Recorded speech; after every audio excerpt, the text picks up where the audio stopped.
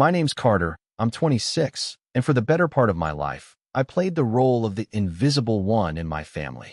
Not the golden child, not the rebel, just the one who quietly did what needed to be done, stayed out of fights, and picked up the pieces behind the scenes.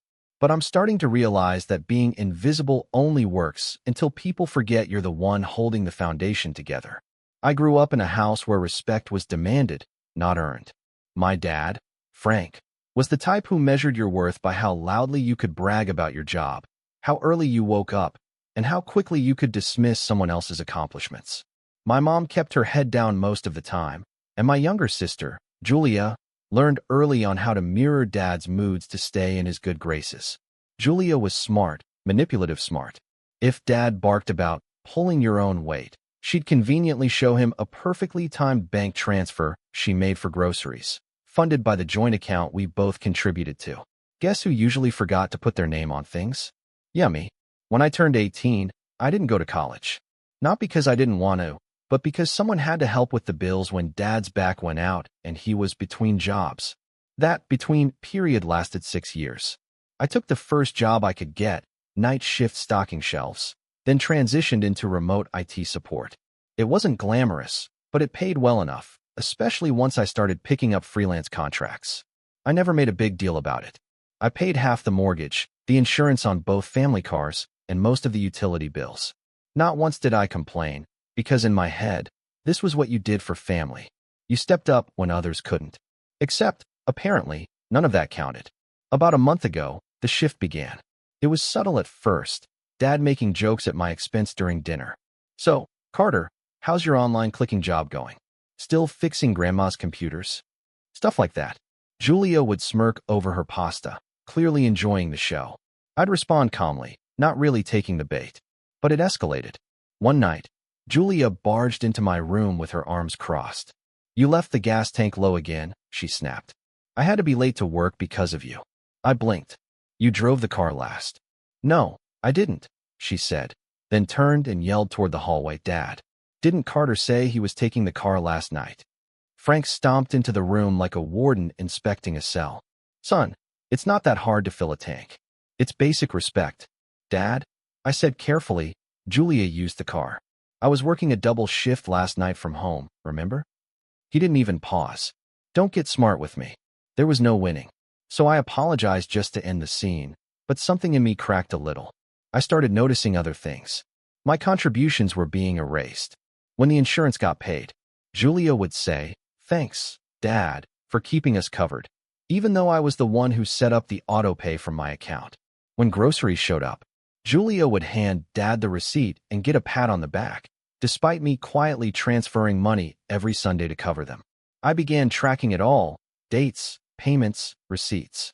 Not because I wanted to start a war, but because I wanted to prove to myself I wasn't crazy, that I wasn't imagining the slow, steady dismantling of my place in this family. Then came the night everything exploded. We were eating dinner, roast chicken, mashed potatoes, and that stale silence that only shows up when people have a lot to say but prefer to weaponize the quiet. Julia had just finished telling Dad about her rough day at work. She worked part-time at a boutique that our cousin owned. 3-hour shifts, lots of phone breaks, and free clothes. She sighed dramatically. I just wish someone would appreciate how much I do for this family. I looked up from my plate, eyes narrowing. What exactly do you do, Julia? Dad's fork clattered on his plate. Watch it. No, I said, pushing my plate away. I'm genuinely asking. Because from where I'm sitting, you live here rent-free, use the car I pay insurance on, and spend more time posting on Instagram than at work. Julia's face flushed.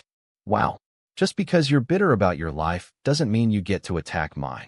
I'm not bitter, I said, heart pounding. I'm tired. Tired of carrying everyone and being told I don't exist. That's when Dad stood up. He didn't yell. He didn't need to. His voice dropped into that icy tone he reserved for discipline. You think you're some kind of martyr, he said. You're a leech. You've never lifted a finger for this family. You just skulk around, acting like you're better than us. My mouth opened, then closed. I felt heat rise in my chest. You can't be serious. If you've got any dignity, he sneered, leave. I waited for Mom to speak up. She didn't. She kept buttering her bread like she was trying to disappear. Julia looked smug. Like this was the victory she'd been waiting for. So I stood up. Not out of rage. Not out of pride. Just tired acceptance. I didn't slam the door or say some cool one-liner. I just went upstairs, packed a bag, grabbed my laptop and charger, and walked out. No shouting match. No teary goodbye. I got into my car, the one still under my name, and drove to a friend's place. The first night, I cried. Quietly. In the guest room, under a ceiling I didn't recognize. I cried because I'd spent years breaking my back for people who saw me as nothing but a placeholder. I cried because part of me still wanted to go back. But I didn't. Instead, I opened my budget spreadsheet. Then the family account. Then the insurance portal. The phone plan. The joint Netflix. Every financial thread I'd been holding together like glue. I made a list, then started making phone calls and sending emails. The car and its insurance? Canceled. Both were under my name. The phone plan? I transferred my number and canceled the rest. The Netflix? Deleted. The utility bills? Changed to paper billing, marked final notice. The shared Amazon Prime? Logged out and changed the password. I wasn't being cruel. I was reclaiming what I had been told I never contributed. If they truly believed I was a leech, I was going to show them what life looked like without the freeloader. For a few weeks, I heard nothing. I started sleeping better, eating better. I even picked up a new freelance client. Life didn't just go on, it got lighter. Then, 3 weeks later, Julia called me. I let it ring. She called again, then texted, "Why did the car and insurance payments vanish? We can't get into Netflix." Dad's furious. I stared at the screen for a long minute, then typed back. Odd. I was told I never contributed. She left me on read. The next day, I got a text from Mom. "Can we talk?" I didn't answer. But that's when things really started to spiral. And trust me, you'll want to hear what happened next. Mom didn't text again after that. At least not right away.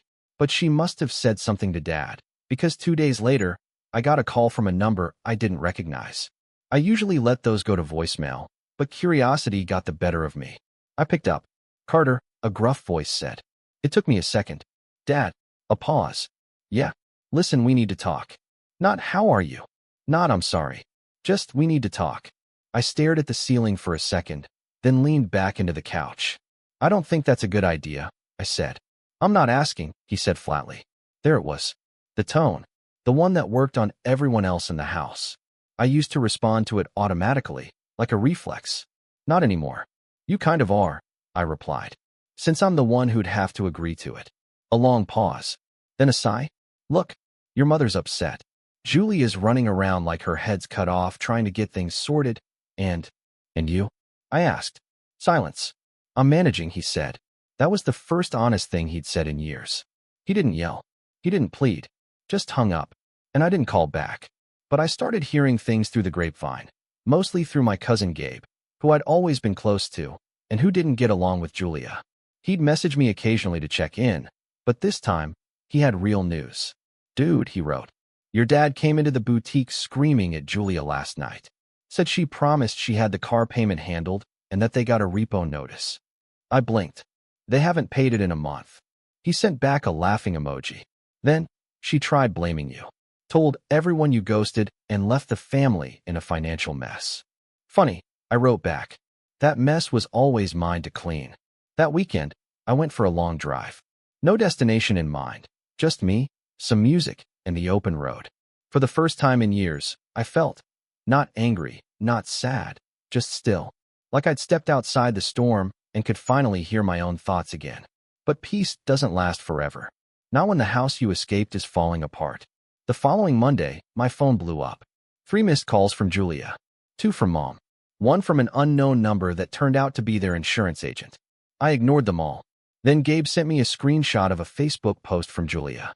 Some people will pretend to care about family until they're no longer getting something out of it. Be careful who you trust, especially if they live in your house and act like they're doing you a favor. Real ones show up when it matters. The comments were split. Some people offered sympathy. Others clearly read between the lines. One comment said, "So, your brother moved out and you're mad he stopped paying your bills?" Another just said, "Oof." I didn't respond. I didn't need to. That post wasn't for me. It was for show. But it told me one thing loud and clear. Julia and my dad hadn't learned a single lesson.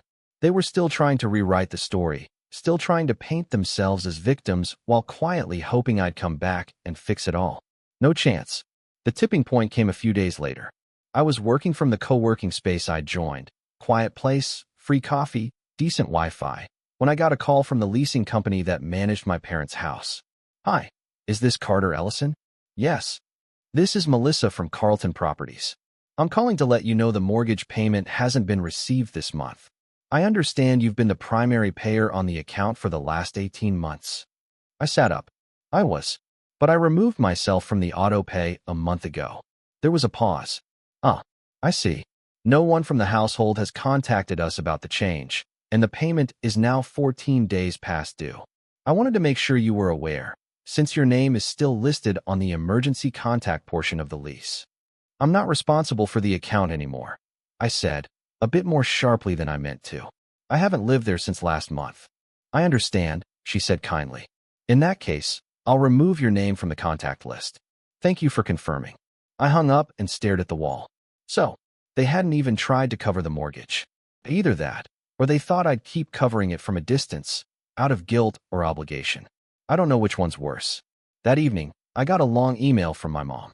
She never wrote much, but this was practically a novella. She didn't apologize, at least not directly. She said things like, "Your father is under a lot of stress, and Julie is still young and doesn't understand the weight of responsibility, and I know you felt unappreciated, and I'm sorry if we didn't express our gratitude enough." Then came the twist. She asked if I could help, just for a few months, until they got back on their feet. I read it twice, then closed my laptop. That night, I slept better than I had in years. Because for once, I wasn't the one scrambling to hold the house together. I wasn't the ghost silently covering their tracks. They were finally feeling the absence they claimed never existed. And then, just when I thought the drama had hit its peak, Julia showed up. At my friend's apartment. In person. I'll never forget the look on her face. Panicked. Pale. Holding an envelope in one hand and her phone in the other. "What's wrong with you, Carter?" she snapped. "They're saying the car is going to get repossessed. The mortgage is overdue. Dad's threatening to sue. What are you doing?" I didn't answer right away. I just looked at her, really looked at her, and saw someone who had never faced consequences until now. "I'm doing what you told me to," I said quietly. She blinked. "What?" "I'm leaving. Like Dad said. If I had any dignity." Her mouth opened, then closed. "This isn't funny. This is serious. We could lose the house." I stared at her. "Maybe you should have thought of that before you erased me from it." She stood there for a long second, like she couldn't figure out whether to yell or cry. Then she held out the envelope. "We need your signature to transfer the car title. Otherwise, we can't refinance the loan." I took the envelope, opened it, then slowly, carefully, tore it in half. Her gasp was audible, and that's when the doorbell rang. I turned toward it. She didn't. But I knew, right then, in that moment, that what was coming next would finally change everything. And you won't believe who was standing on the other side of that door. It was Frank, standing right there on the other side of the door, in his wrinkled flannel shirt, jaw clenched so tight I thought his teeth might shatter. His arms were stiff at his sides, fists balled like he thought we were about to box. Behind him, the rumble of his rusted pickup idled in the street, the passenger door hanging open like he'd leapt out in a rush. Julia spun around. "Dad," he didn't even look at her. His eyes locked on me. "Carter, we're going to fix this. Right now." I didn't invite him in. He stepped in anyway. "Seriously?" I muttered, glancing at my friend's hallway. "Don't worry," I said over my shoulder to Josh, my roommate, who'd peeked out of the kitchen. "He'll be gone in a minute." Frank crossed the room like he owned the place. He stopped a few feet from me and planted himself like a statue. "This has gone far enough. You think? You made your point," he said, ignoring my tone. "The house is falling apart. The car's at risk. You left, we felt it. We get it." Julia hovered by the door, arms crossed tightly over her chest, her jaw twitching. Frank took a breath. "Now it's time to come home and put it back together." I actually laughed. Not loudly. More like a short, sharp breath of disbelief. "You don't get to call the shots anymore," I said, folding my arms. "You told me I never contributed, that I was a leech. You told me to leave." He didn't flinch. I was angry. "You disrespected your sister." I raised an eyebrow. "By asking her what she actually does? That's not the point." "No, Dad," I said slowly. "That's exactly the point. He sighed, rubbing the bridge of his nose like he was the one exhausted. Look, he said finally. You were right. About a lot of things. Julia should have been paying more attention. Your mom and I should have thanked you more. But none of that changes the fact that we're family. We need to support each other. The words sounded right. But the delivery? Empty. Mechanical. Like he was reading them from a script someone else wrote. I waited for the part where he said he was sorry. For the part where he admitted how badly he'd messed up. It never came. Instead, he shifted tactics. If you don't help us out here, they'll take the house. I know, I said. His eyes narrowed. You're okay with that? I took a deep breath. I'm okay with not being guilt-tripped into fixing a situation I didn't create. Frank took a step closer, and for a second I saw it again. That old look, the one he used to give me when I was 10 and broke something, the one that came before the storm. You're going to let your mother get kicked out of her house? He said, voice low, like he was giving me one last chance. That one hit harder than I expected, but I held my ground. You had no problem letting me walk out with nothing, I said. So maybe you can survive without me for once. His face twisted. Not in anger, exactly. More like disbelief that his old tools weren't working anymore. That I was no longer bendable. You ungrateful little. I held up a hand. Nope, not today. We stood in silence for a few seconds. Then Julia, still at the door, snapped. You're really going to let them take Mom's car over a grudge? I turned to her slowly. You remember the day Dad told me to leave? I asked. She rolled her eyes. Of course. You remember what you said after I walked upstairs? No. I do, I said. You said, well, at least we'll finally get some peace around here. Her expression faltered. You knew what that meant, I said. You wanted me gone. People say things, she mumbled. We were angry. No, I said calmly. You weren't angry. You were entitled. And now you're panicking because your safety net got scissors taken to it. Frank muttered something under his breath.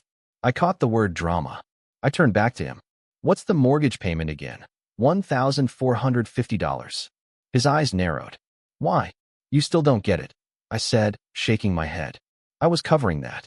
Quietly. Every single month. On top of the car insurance. The internet. The utilities. All while you told people I just sat around on my computer all day. He shifted uncomfortably. And you want to talk about family? Julia was blowing $300 a week on online shopping while I was covering groceries. You never once asked why the fridge was always full. You just assumed. Frank didn't respond. Because what could he say? Then Julia spoke up again. So what now? You're just going to watch us crash. That was the first time she sounded truly scared. Her voice cracked just slightly at the end. I softened, barely. I didn't want any of this, I said. I wanted a family that respected each other. One that talked. One that didn't gaslight the one person keeping it all afloat. Frank turned toward the door. You've made your choice. Don't come crying to us when you need something. I haven't needed anything from you in years, I said. You just didn't notice. He opened the door, paused, then walked out without another word. Julia stayed for a moment longer. You think you've won, she said quietly. No, I said. I think I've finally stopped losing. Then she followed him. The silence that followed their exit was unlike any I'd ever known. It wasn't tense. It wasn't lonely. It was clear. I turned back to the envelope she'd left behind, now in pieces on the floor. I bent down, picked it up, and tossed it in the trash. But what happened next? I didn't see it coming. And it all started with a knock on my door the next morning. A quiet, tentative knock. Not Julia. Not Frank. Not even my mom. But someone I hadn't seen in years. And they were holding a folder labeled Power of Attorney. It was my Uncle Ben. He looked older than I remembered. Grayer. A little thinner around the face. But the calm was still there. The same quiet energy I used to cling to as a kid when our house was loud and full of shouting. Ben was my mom's older brother, and unlike the rest of my family, he never yelled, never judged. He moved to another state over a decade ago after a falling out with Frank that was never fully explained to me. Just one day, he stopped coming to holidays, and Mom stopped mentioning him. Now he was standing on my doorstep, holding a thick folder marked Power of Attorney. I blinked. Uncle Ben. He gave a small nod. Hey, Carter. What are you doing here? I asked, stepping aside instinctively so he could come in. Ben walked in slowly, like someone who didn't want to bring dirt into a clean house. He glanced around the living room, then sat on the edge of the couch and placed the folder on the coffee table. I heard what happened, he said. I frowned. From who? Your mom. I paused. She told you. Bits and pieces, he said. Enough to know that something finally snapped. She sounded tired and scared. I sat across from him, not sure where this was going. Ben tapped the folder. Before we get into that, I need to tell you something, and I want you to listen all the way through, okay? I nodded. He took a breath. Your grandfather, my father, passed away 4 months ago. Peacefully. He'd been sick for a while, and he made me promise not to tell anyone until after everything was handled. No funeral, no drama, no public announcement. My eyes widened. I didn't know he was even still alive. I know, Ben said quietly. That was his choice. He cut ties with your dad a long time ago, and your mom never brought it up because she didn't want to stir things. I leaned back. Okay. Ben opened the folder. Inside were documents, legal ones. Signatures, seals, bank forms. He left his estate to me, Ben said. But there was a clause. If I didn't want it, or if I felt someone else was more deserving, I could transfer the assets. And I've been thinking about that. A lot. I stared at him. Why are you telling me this? Because I'm transferring it to you. My heart skipped. Ben smiled slightly. Your grandfather followed your life, through me. He asked about you every time we talked. He knew how much you were doing for your parents. How little credit you got. And when I told him you were still living at home, still working 2 jobs to help them stay afloat, he said something I won't forget. Ben leaned forward. He said, that boy's the last good Ellison. Protect him. I swallowed hard. The estate includes about $320,000, Ben said. Mostly from a property sale upstate and a few investments. It's yours now. Clean. No debt. No obligations. I blinked. Uncle Ben, I don't know what to say. You don't have to say anything, he said. Just listen to what comes next. He slid another paper toward me. This is the deed to your parents' house. Your dad never fully paid off the mortgage, and for the last few years, it was refinanced under a contract he didn't read closely enough. Turns out, Grandpa was still technically listed as a secondary lien holder. When he passed, that ownership stake transferred to me. I froze. Ben nodded. I now legally own 49% of that house. And after everything I've heard, I want nothing to do with it. But I also don't want it foreclosed. So here's what I'm proposing. He placed one more document on the table. You buy out the remaining 51% of the house. Not to move back in. To take full control. You'd be the legal owner. You could sell it. Rent it. Or, if you wanted, evict them. The silence that followed was deafening. Why me? I asked, my voice cracking slightly. Why not just sell it off? Ben looked me dead in the eye. Because I trust you to do what's right. Whether that's mercy or justice, that's up to you. The next week passed in a blur. I signed papers. Met with a lawyer. Wired funds. I used a portion of the inheritance to pay off the balance of the mortgage and officially purchase full ownership of the house. Then I sent a letter. To Frank and Julia Ellison. Subject, change of property ownership.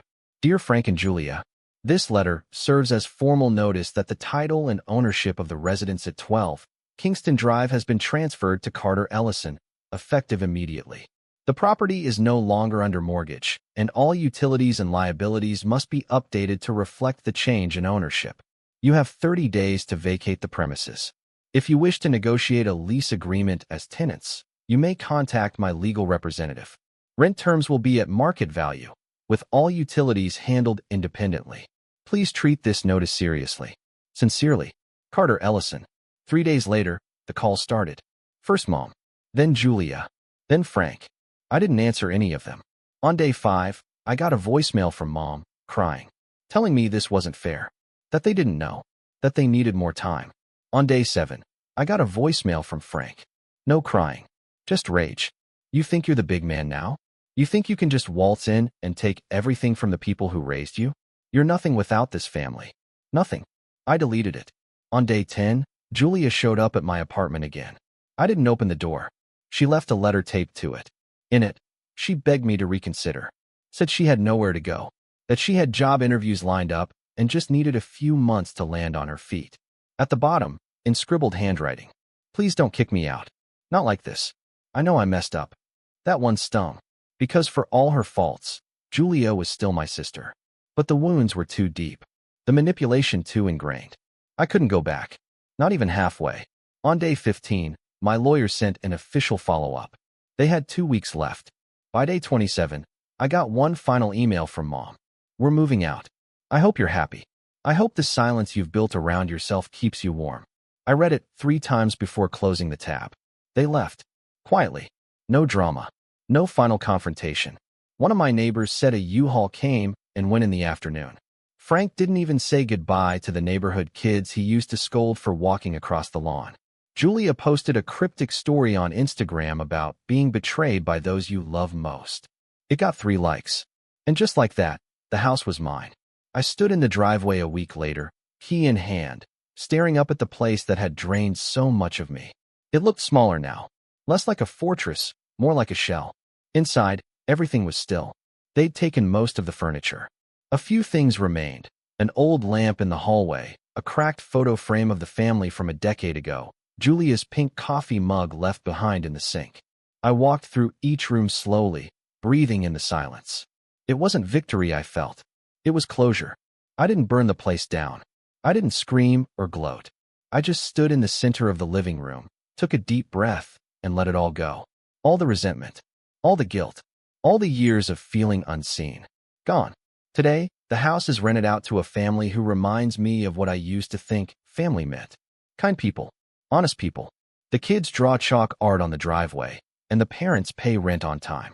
I check in occasionally, not because I need to, but because I want to. As for me, I used the rest of the inheritance to put a down payment on a condo across town. Clean, quiet mine. I sleep better. I work less. I've started dating again. I even picked up painting, a hobby I always wanted to try but never had the space or peace of mind for. My phone is quiet these days. The silence Mom spoke of, it does keep me warm, because it's mine. And every now and then, when I think back on that night, on the words that broke me, I smile. You're a leech, he'd said. If you've got any dignity, leave. So I did, and I found out I was never the leech. I was the backbone. And when I left, the whole house of cards finally collapsed.